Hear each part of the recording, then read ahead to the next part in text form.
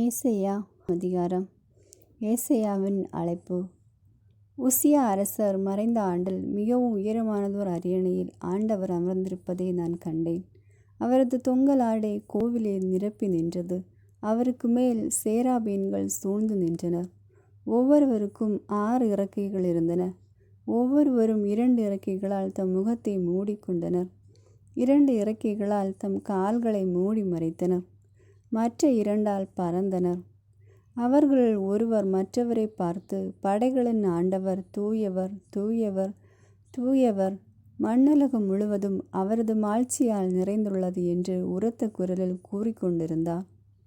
கூறியவரின் குரல் ஒலியால் வாயில் நிலைகளின் அடித்தளங்கள் அசைந்தன. கோவில் முழுவதும் புகையால் நிறைந்தது. அப்பொழுது நான், ஐயோ, நான் அழிந்தேன், ஏனெனில் தூய்மையற்ற உதடுகளை கொண்ட மனிதன் நான், தூய்மையற்ற உதடுகள் கொண்ட மக்கள் வாழ்பவன் நான். படைகளின் ஆண்டவராகிய அரசரை என் கண்கள் கண்டனவே என்றேன். அப்பொழுது சேராபீன்களில் ஒருவர் பலிபீடத்திலிருந்து பொறி ஒன்றை குறட்டால் எடுத்து அதை தம் கையில் வைத்து கொண்டு என்னை நோக்கி பறந்து வந்தார். அதனால் என் வாயை தொட்டு, இதோ இந்நெருப்பு பொறி உன் உதடுகளை தொட்டது, உன் குற்றப்பழி உன்னை விட்டு அகன்றது, உன் பாவம் மன்னிக்கப்பட்டது என்றார்.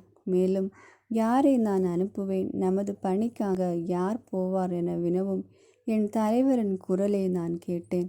அதற்கு, இதோ நான் இருக்கிறேன், அடியேனை அனுப்பும் என்றேன். அப்பொழுது அவர், நீர் இந்த மக்களை அணுகி, நீங்கள் உங்கள் காதால் தொடர்ந்து கேட்டும் கருத்தில் கொள்ளாதீர்கள், உங்கள் கண்களால் பார்த்து கொண்டே இருந்தும் உணராதிருங்கள் என்று சொல். அவர்கள் கண்ணால் காணாமலும் காதால் கேளாமலும் உள்ளத்தால் உணராமலும் மனமாறி குணமாகாமலும் இருக்கும்படி இந்த மக்களின் இதயத்தை கொழிப்படைய செய், காதுகளை மந்தமாக செய், கண்களை மூட செய் என்றார். அதற்கு நான், என் தலைவரே, எத்துணை காலத்திற்கு இது இவ்வாறு இருக்கும் என்று வினவினேன். அதற்கு அவர், நகரங்கள் அழிந்து குடியிருப்பார் இல்லாதனவாகும், வீடுகளில் வாழ்வதற்கு மனிதர் இரார், நாடு முற்றிலும் பால் நிலமாகும். ஆண்டவர் மனிதர்களை தொலை நாட்டிற்கு துரத்தி விடுவர். நாட்டில் குடியிருப்பாரின்றி வெற்றிடங்கள் பல தோன்றும். அது வரைக்குமே இவ்வாறு இருக்கும். 10ல் 1 பங்கு மட்டும் நாட்டில் எஞ்சியிருந்தாலும் அதுவும் அழிக்கப்படும். தேவதாரு அல்லது கருவாலி மரம் வெட்டி வீழ்த்தப்பட்ட பின் அடிமரம் எஞ்சி இருப்பது போல் அது இருக்கும். அந்த அடிமரம்தான் தூய வித்தாகும் என்றார். ஆகாசுக்கு ஆண்டவரின் செய்தி. 7ஆம் அதிகாரம். உசியாவின் பேரனும் யோதாமின் மகனுமாகிய ஆகாசு யூதா நாட்டை ஆட்சி செய்த நாட்களில் ரட்சின் என்னும் சிரியா நாட்டு அரசனும் ரமலியாவின் மகன் பெக்கா என்னும் இஸ்ரேல் நாட்டு அரசனும் எருசலேமுக்கு எதிராக போர் தொடுத்து அதை வீழ்த்த முயன்றனர். அவர்களால் இது இயலாமற் போயிற்று. சிரியா எப்ரேமியோடு கூட்டணி அமைத்து கொண்டது என்னும் செய்தி தாவீதின் குடும்பத்தாருக்கு அறிவிக்கப்பட்டது. உடனே பெருங்காற்றினால் காட்டு மரங்கள் அலையதிர்வு கொள்வது போல் ஆகாசின் உள்ளமும் அவர் நாட்டு மக்களின் உள்ளங்களும் அலக்களிக்கப்பட்டன. அப்பொழுது ஆண்டவர் எசேயாவை நோக்கி, நீ உன் மகன் செயார்யாசியை உன்னுடன் அழைத்து சென்று ஆகாசை சந்திப்பாயாக. வண்ணான் வயலுக்கு செல்லும் வழியில் மேற்குளத்திற்கு போகும் கால்வாயின் மறுமுனையில் நீ ஆகாசை காண்பாய். அவனுக்கு இதை சொல், நீ அமைதியாயிரு, அஞ்சாதிருந்து நடப்பனவற்றை உற்றுப்பார். ரட்சின், சிரியா நாட்டின் ரமாலியாவின் மகன் ஆகியோரின் கடும் சினத்தைக் கண்டு மனங்கலங்காதே. அவர்கள் புகைந்து கொண்டிருக்கும் 2 கொள்ளி கட்டைகளிலிருந்து வரும் புகை போன்றவர்கள். சிரியா எப்ரேமியோடு ரமாலியாவின் மகனோடும் உனக்கு எதிராய் சதித்திட்டம் தீட்டி யூதாவுக்கு எதிராய் நாம் படையெடுத்து சென்று அதை நடுநடுங்க செய்வோம். அதற்கு எதிராய் போரிட்டு அதை பிடித்து தயேல் என்பவனின் மகனை அதற்கு அரசனாக்குவோம் என்று தங்களுக்குள் பேசிக்கொள்கிறார்கள். ஆதலால் ஆண்டவர் இவ்வாறு உரைக்கிறார், அவர்களது திட்டம் நிலைத்து நிற்காது, அது ஒருபோதும் நிறைவேறாது. ஏனெனில் சிரியாவின் தலைநகர் தமஸ்கு, தமஸ்கு நகரின் தலைவன் ரட்சின். இன்னும் 65 ஆண்டுகளில் எப்ராயிம் ஒரு மக்களினம் எனும் தகுதியை இழக்கும் வண்ணம் தவிடு பொடியாக்கப்படும்.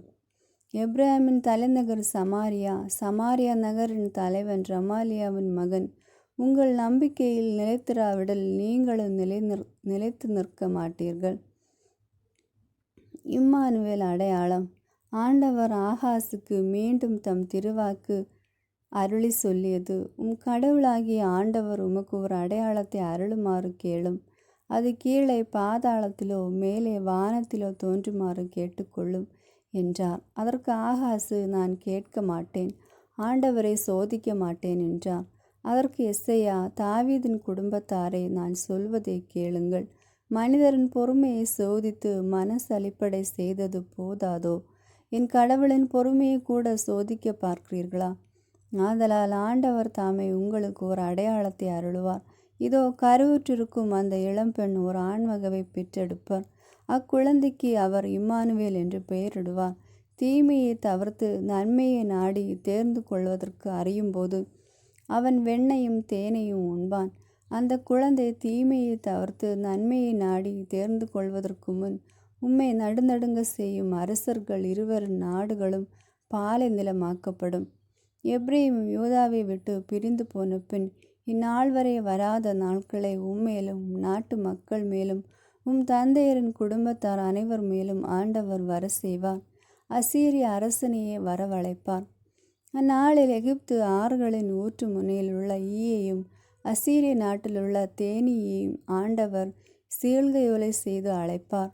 உடனே அவை அனைத்தும் கூட்டமாய் வந்து செங்குத்து மலை பள்ளத்தாக்குகள், கற்பாறை குகைகள், முட்புதர், மேய்ச்சல் நிலங்கள் அனைத்தின் மேலும் வந்திறங்கும். அந்நாளில் ஆண்டவர் பேராற்றின் மறுபக்கத்திலிருந்து அசீரிய அரசன் என்ற சவர கத்தியை வாடகைக்கு எடுப்பார். அக்கத்தியினால் உங்கள் தலையிலும் காலிலும் உள்ள முடியை மழித்து விடுவார். அது உங்கள் தாடியை கூட சிரைத்து போடும். அந்நாளில் இளம் பசு ஒன்றையும் ஆடுகள் 2ஐயும் ஒருவன் வளர்த்து வருவான். அவை மிகுதியாக பால் தருவதனால் அவன் வெண்ணெய் உண்பான். நாட்டில் எஞ்சியிருக்கும் ஒவ்வொருவரும் வெண்ணெயும் தேனையும் சாப்பிடுவர். அந்நாளில் 1000 வெள்ளிக்காசு விலை மதிப்புள்ள 1000 திராட்சை செடிகள் வளர்ந்த நிலம் முழுவதிலும் நெருஞ்சி முள்ளும் முட்புதரும் முளைத்திருக்கும். நாடெங்கும் நெருங்கி முள்ளும் முட்புதரும் நிறைந்திருப்பதால் வில்லோடும் அம்போடுமே மனிதர்கள் வருவார்கள். மண்வெட்டியால் பண்படுத்தப்பட்ட வந்த மலைகளில் நெருஞ்சி முள்ளும் முட்புதருமே இருப்பதால் அதற்கு அஞ்சி எவருமே அங்கே வரார். அவை மாடுகள் ஓட்டி விடப்படும் மேட்டு நிலமாகும், ஆடுகள் நடமாடும் காடாகும். 8ஆம் அதிகாரம். எசேயாவின் மகன். அதன்பின் ஆண்டவர் என்னை நோக்கி, நீ அகன்றதோர் வரப்பலகையை எடுத்து அதில் மனிதர் எழுதுவது போல சாதாரண எழுத்துக்களில் மகோர் சாலால் கஸ்பாஸை குறித்து எழுது. உரியா என்ற குருவும் எபேரக்கியாவின் மகன் செக்கரியாவும் எனக்கு உண்மையுள்ள சாட்சிகளாகட்டும் என்றார். நான் இறைவாக்கினர்களுடன் கூடிய பொழுது அவள் கருவுற்று ஓர் ஆண்மகவை பெற்றெடுத்தாள். அப்பொழுது ஆண்டவர் என்னை நோக்கி, அவனுக்கு மகோர் சாலால் கஸ்பாசி என்று பெயரிடு. ஏனெனில் இச்சிறுவன் அப்பா அம்மா என்று அழைக்க அறியும் முன்னே தமஸ்கின் செல்வங்களுள் சமாரியாவில் உள்ள கொள்ளை பொருட்களும் அசீரிய அரசனால் வாரிக்கொண்டு போகப்படும் என்றார். அசீரியன் முற்றுகையை முன் அறிவித்தல். மீண்டும் ஆண்டவர் என்னோடு உரையாடி, அமைதியாய் ஓடுகின்ற சீலோவா சிற்றாற்றின் நீரை வேண்டாமென்று இந்த மக்கள் மறுத்து விட்டார்கள். ரெச்சீனையும் ரெமாலியாவின் மகனையும் கண்டு அச்சத்தால் துவண்டு வீழ்கிறார்கள். ஆதலால் ஆண்டவர் ஆற்றலுடன் பெருக்கெடுத்ததோடும் பேராற்றை போன்ற அசீரிய அரசனையும் அவன் மேன்மையான படைகள் அனைத்தையும் அவர்களுக்கு எதிராக அணி திரண்டு வர செய்வார். கால்வாய்கள் அனைத்தையும் அதன் வெள்ளம் நிரப்பும். எல்லா கரைகள் மேலும் அது புரண்டு பாயும். எங்கும் வெள்ளக்காடாய் காட்டாராய் ஓடும். யூதா நாட்டுக்குள் புகுந்து அதன் களத்தை எட்டும். இம்மானுவேலே, அதன் கிளைகள் உன் நாட்டின் பரப்பையெல்லாம் நிரப்பி நிற்கும். மக்களினங்களை ஒருங்கிணைங்கள், ஆயினும் நொறுக்கப்படுவீர்கள். தொலை நாட்டில் உள்ள அனைத்து மக்களை செவி கொடுங்கள். போருக்கென இடையை கட்டி கொள்ளுங்கள், ஆயினும் கலக்கமுறுவீர்கள். போர்க்கோலம் கொள்ளுங்கள், ஆயினும் முறியடிக்கப்படுவீர்கள். ஒன்று கூடி சதித்திட்டம் தீட்டுங்கள், அதுவும் விழலுக்கு இறைத்த நீராகும். கூடி பேசி முடிவெடுங்கள், அதுவும் பயனற்று போகும். ஏனெனில் கடவுள் எங்களோடு இருக்கிறார். எசையாவுக்கு எச்சரிக்கை. தமது வலிமையுள்ள கையை என்மேல் வைத்து ஆண்டவர் எனக்கு எச்சரிக்கை விடுத்தார். இந்த மக்களின் வழிகளை நான் பின்பற்றாதிருக்க எனக்கு கட்டளை பிறப்பித்தார். இந்த மக்கள் சதித்திட்டம் என்று அழைப்பதையெல்லாம் நீங்கள் சதித்திட்டம் என்று சொல்லாதீர்கள். அவர்கள் எதற்கு அஞ்சி நடுங்கிறார்களோ அதற்கு நீங்கள் அஞ்ச வேண்டாம், நடுங்கி நிலைகுலையவும் வேண்டாம். படைகளின் ஆண்டவர் ஒருவரையே தூயவர் என போற்றுங்கள், அவருக்கே அஞ்சுங்கள், அவர் திருமுன்னையே நடுங்குங்கள், அவரே திருத்தூயகமாயிருப்பார். இஸ்ரேலின் இரு குடும்பத்தாருக்கும் இடர்கல்லாகவும் தடுக்கி விழ செய்யும் கற்பாறையாகவும் இருப்பார். எருசலேமில் குடியிருப்போருக்கும் பொறியும் கண்ணியுமாயிருப்பார். அவர்களில் பலர் தடுமாற்றம் அடைவர், இடறி வீழ்ந்து நொறுக்கப்படுவர், கண்ணியில் சிக்குண்டு பிடிபடுவர். குறி கேட்பது பற்றி எச்சரிக்கை. இந்த சான்றுரையை பாதுகாப்பாய் கட்டிவை. என் சீடரிடையே இந்த இறைகூற்றை முத்திரையிட்டுவை. யாக்கோபு குடும்பத்தாருக்கு தம் முகத்தை ஆண்டவர் மறைத்துள்ளார். ஆண்டவருக்காக நான் காத்திருப்பேன், அவர் மேல் என் நம்பிக்கையை நிலைநிற்க செய்வேன். படைகளின் ஆண்டவர் சீயோன் மலையில் குடிகொண்டிருக்கிறார். நானும் அவர் எனக்கு அளித்த குழந்தைகளும் இஸ்ரேலில் அவருக்கு அடையாளங்களாகவும் அறிகுறிகளாகவும் இருக்கிறோம். மாய வித்தைக்காரரையும் முணுமுணுத்த மந்திரங்களை ஓதி குறி சொல்வோரையும் அணுகி குறி கேளுங்கள் என்று அவர்கள் உங்களிடம் சொல்வார்கள். மக்கள் தம் குல தெய்வத்தை நாடி குறி கேளாதிருப்பார்களோ? உயிருள்ளோருக்காக செத்தவர்களை விசாரிப்பதில்லவா முறைமை என்பார்கள். இறை கூற்றையும் சான்றுரையும் நாடி தேடுங்கள் என்று அவர்கள் சொல்லாததனால் அவர்களுக்கு விடிவு காலம் வராது என்பது உறுதி. பெரும் துன்பத்தோடும் பசி கொடுமையோடும் அவர்கள் நாட்டை கடந்து செல்வார்கள். பசியால் வாடி வதங்கும் போது வெறி கொண்டு தங்கள் அரசனையும் தெய்வத்தையும் வசைமொழியால் சபிப்பார்கள். முகத்தை உயர்த்தி அண்ணாந்து பார்ப்பார்கள், தலையை தாழ்த்தி தரையை உற்று நோக்குவார்கள். எங்கு நோக்கினும் காரிருள் கடுந்துயர் மனவேதனைகளை புலப்படும். காரிருள் அவர்களை ஆட்கொள்ளும். 9ஆம் அதிகாரம். ஆனால் துயரமுற்றிருந்த நாட்டினருக்கு மனசோர்வு தோன்றாது. முற்காலத்தில் செபுலோ நாட்டையும் நப்தலி நாட்டையும் ஆண்டவர் அவமதிப்புக்கு உட்படுத்தினார். பிற்காலத்திலோ பெருங்கடல் வழி பகுதி யோர்தானுக்கு அப்பாலுள்ள நிலப்பரப்பு, பிற இனத்தார் வாழும் கலிலேய நாடு ஆகிய பகுதிகளுக்கு மேன்மை வர செய்வார். வரவிருக்கும் அரசர். காரிருளில் நடந்து வந்த மக்கள் பேரொளியை கண்டார்கள். சாவின் நிழல் சூழ்ந்துள்ள நாட்டில் குடியிருப்போர் மேல் சுடர் ஒளி உதித்துள்ளது. ஆண்டவரை அந்த இனத்தாரை பல்கி பெருக செய்தீர், அவர்கள் மகிழ்ச்சியை மிகுதிப்படுத்தினீர். அறுவடை நாளில் மகிழ்ச்சியுறுவது போலும் திருமுன் அவர்கள் அகமகிழ்கிறார்கள். கொள்ளை பொருளை பங்கிடும் போது அக்களிப்பது போல் களி கோருகிறார்கள். மிதியான் நாட்டுக்கு செய்தது போல அவர்களுக்கு சுமையாக இருந்த நுகத்தை நீர் உடைத்தெறிந்தீர். அவர்கள் தோளை புண்ணாக்கிய தடியை தகர்த்து போட்டீர். அவர்களை ஒடுக்குவோரின் கொடுங்கோலை ஒடித்தெறிந்தீர். அமளியுற்ற போர்க்களத்தில் போர் வீரன் அணிந்திருந்த காலணிகளும் இரத்த கரைப்படிந்த ஆடைகள் அனைத்தும் நெருப்புக்கு இரையாக எரிக்கப்படும். ஏனெனில் ஒரு குழந்தை நமக்கு பிறந்துள்ளார், ஒரு ஆண்மகவு நமக்கு தரப்பட்டுள்ளார். ஆட்சி பொறுப்பு அவர் தோள் மேல் இருக்கும். அவர் திருப்பெயரோ வியத்தகு ஆலோசகர், வலிமை மிகு இறைவன், என்றுமுள்ள தந்தை, அமைதியின் அரசர் என்று அழைக்கப்படும்.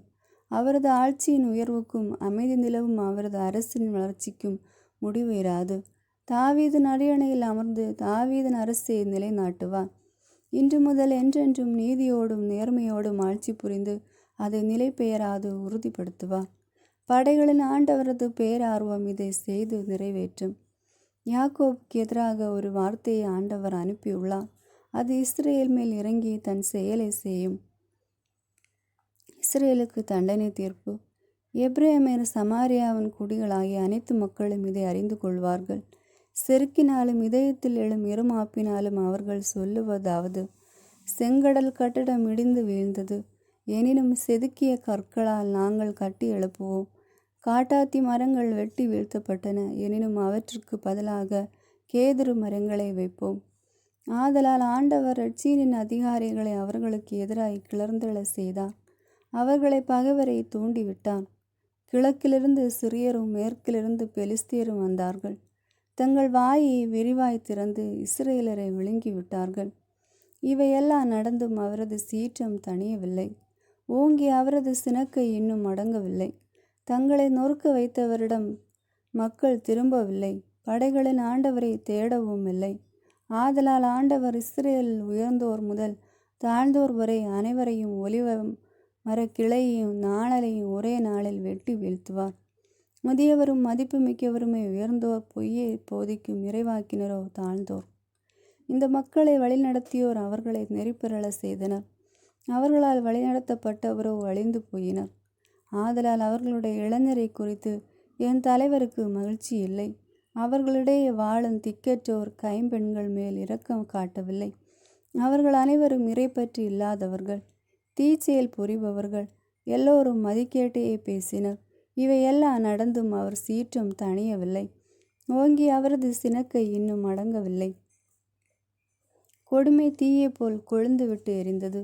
அது முட்புதர்களையும் நெருஞ்சி முட்களையும் தீத்து விட்டது. காட்டு நலர்ந்த பகுதிகளை அது கொளித்து விட்டது. அதனால் புகை மண்டலம் சுழன்று மேலே எழுந்தது. படைகளின் ஆண்டவரது சினத்தால் நாடு நெருப்புக்கு இரையானது. மக்கள் நெருப்புக்கு விறகை போல் ஆனார்கள். ஒருவரும் தம் அடுத்திருப்பாரை விட்டு வைக்கவில்லை. அவர்கள் வலப்புறம் காண்பனவற்றை பிடுங்கி தின்றும் பசி அடங்கவில்லை. இடப்புறம் இருப்பனவற்றை எடுத்து விளங்கியும் மனம் நிறைவடையவில்லை. ஒவ்வொருவரும் தம் குழந்தையின் சதையை கூட தின்றனர். மனாசா குடும்பத்தார் எப்ரேம் குடும்பத்தாரையும், எப்ரேம் குடும்பத்தார் மனாசா குடும்பத்தாரையும் கொன்று தின்றனர். இரு குடும்பத்தாரும் ஒன்று சேர்ந்து யூதாவின் மேல் பாய்ந்தனர். இவையெல்லாம் நடந்தும் அவரது சீற்றம் தணியவில்லை. ஓங்கி அவரது சினக்கை இன்னும் அடங்கவில்லை. 10ஆம் அதிகாரம். அநீதியான சட்டங்களை இயற்றுவோருக்கு ஐயோ கேடு. மக்களை ஒடுக்குகின்ற சட்டங்களை எழுதியவருக்கோ ஐயோ கேடு. அவர்கள் ஏழைகளுக்கு நீதி வழங்காமல் அவர்கள் உரிமையை மறுக்கின்றார்கள். மக்களில் எளியோரின் உரிமையை அவர்கள் திருடுகின்றார்கள். கைம்பெண்களை கொள்ளை பொருளாய் எண்ணி சூறையாடுகிறார்கள். திக்கற்றோரை இரையாக்கி கொள்கின்றார்கள். தண்டனை நாளில் என்ன செய்வீர்கள்? தொலை நாட்டிலிருந்து அழிவாகிய சூறைக்காற்று வரும்போது என்ன ஆவீர்கள்? உதவி நாடியோரை தேடி ஓடுவீர்கள். உங்கள் செல்வங்களை எங்கே வைத்துவிட்டு செல்வீர்கள்? கட்டுண்ட கைதிகளுக்கிடையே தலை கவிழ்ந்து வருவீர்கள். இல்லையில் வெட்டுண்டு மடிந்தோருடைய வீழ்வீர்கள். இதிலெல்லாம் ஆண்டவரின் சீற்றம் தணியவில்லை. ஓங்கி அவரது சினக்கை இன்னும் அடங்கவில்லை. ஆண்டவரின் கருவி அசீரியா. அசீரியா நாடு சினத்தால் நான் பயன்படுத்தும் கோல் அது. தண்டனை வழங்க நான் ஏந்தும் தடி அது. இறைப்பற்றில்லா நாட்டினருக்கு அந்நாட்டை நான் அனுப்புகிறேன். எனக்கு சினமூட்டின மக்களை நொறுக்க அதற்கு ஆணை கொடுக்கிறேன். அம்மக்களை கொள்ளையிடவும் அவர்கள் பொருட்களை சூறையாடவும் தெருவில் கிடக்கும் சேற்றை போல அவர்கள் மிதித்து போடவும் அதற்கு கட்டளை தருகிறேன். அசீரிய அரசன் நினைப்பதோ வேறு, அவனது உள்ளத்தில் எழும் திட்டங்கள் வேறு. மக்கள் இனங்கள் அழிந்து நாசமாவதை தன் இதயத்தில் எண்ணுகிறான். பல்வேறு இனத்தாரையும் வெட்டி வீழ்த்த அவன் விரும்புகிறான். அவன் இருமாப்புடன் சொல்வதாவது, என் படைத்தலைவர்கள் ஒவ்வொருவரும் ஓர் அரசர் அல்லவா? கல்நேர் நகர் கர்ஸ்மீக நகர் போன்றதல்லவா? ஆமாத்து நகர் அர்பாது நகருக்கு இணை அல்லவா? சமாரியா நகர் தமஸ்கு நகரை ஒத்ததல்லவா? சிறப்பு வாய்ந்த சிலை வணங்கும் அரசுகள் வரை என் கை எட்டி இருக்கின்றது. அந்நாட்டு சிலைகள் எருசலேம் சமாரியா நகர் சிலைகளை விட எண்ணிக்கையில் மிகுதி.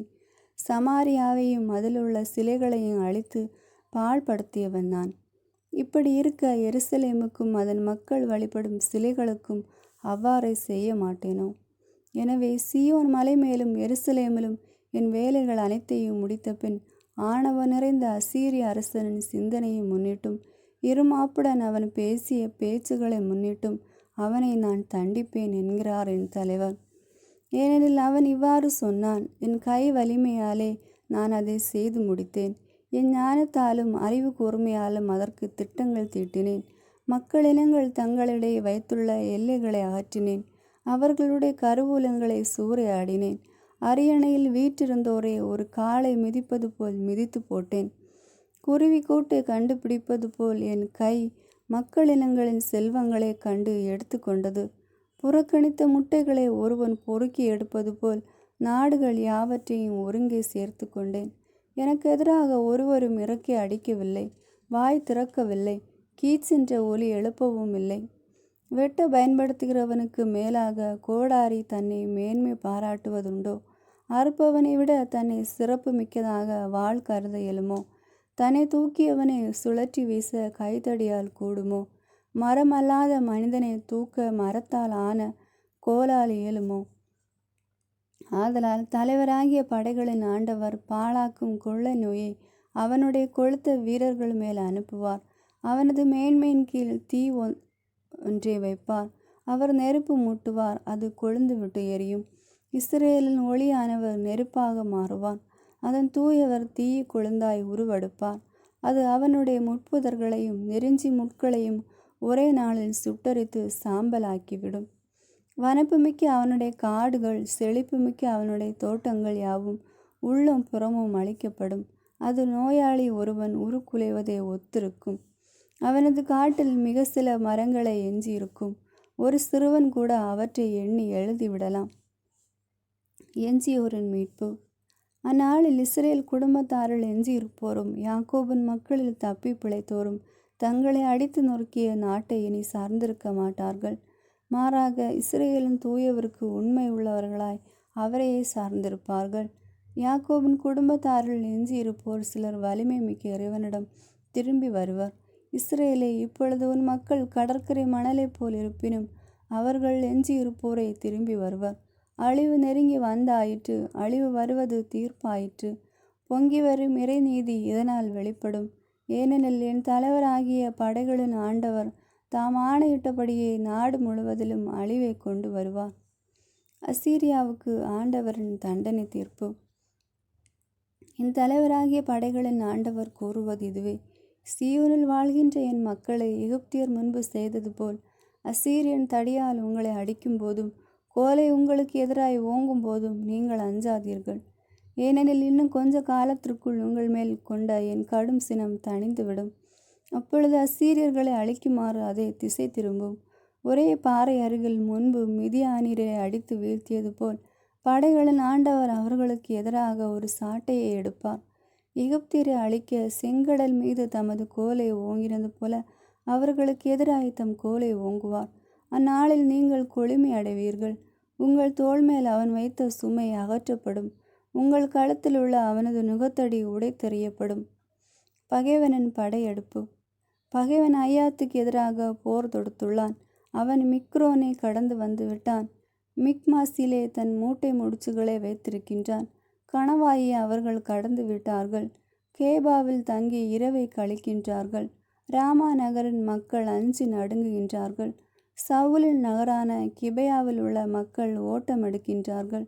பெத்லீம் மக்களை கூக்குரலிடுங்கள். லசியா மக்களை உற்று கேளுங்கள்.